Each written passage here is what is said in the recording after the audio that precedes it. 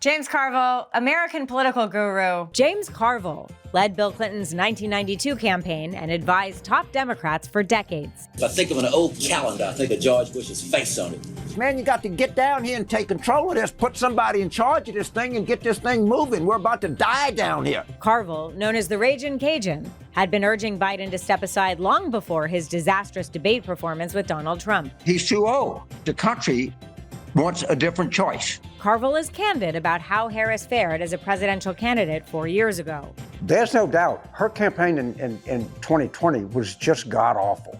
But can Kamala Harris turn the party's prospects around? We are not going back. What does James Carville say now?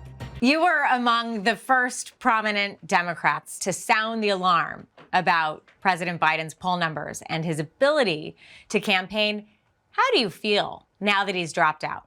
Well, I mean, I feel a great sense of relief, and you know, this sounds self-serving, but I actually think I think he's a lot happier now. I just don't think you know, I'm going to be 80 shortly. I'm unfortunately familiar with the kind of ravages of old age and its limitations, and like you and a few other people in the country have some idea of what that job entails. And I just never thought it was a particularly good idea. And fortunately, the president came to that conclusion. We're in a different place now.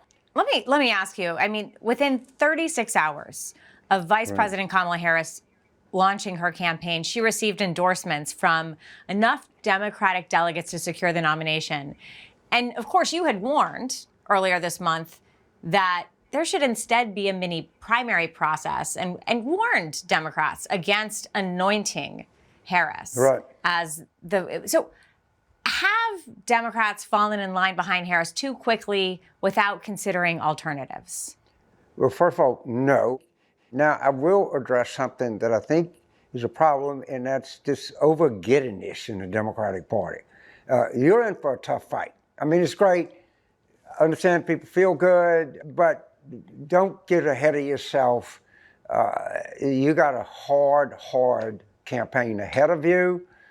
What happened in American politics is quite simple. People did not like the choice they were given. They wanted something different, and they got something different, and they're happy about it. But that's the extent of that it means anything. It's not anything transformative, anything else. 72% of people didn't like the choice. They're glad to have a different choice. That's where we are. Sure.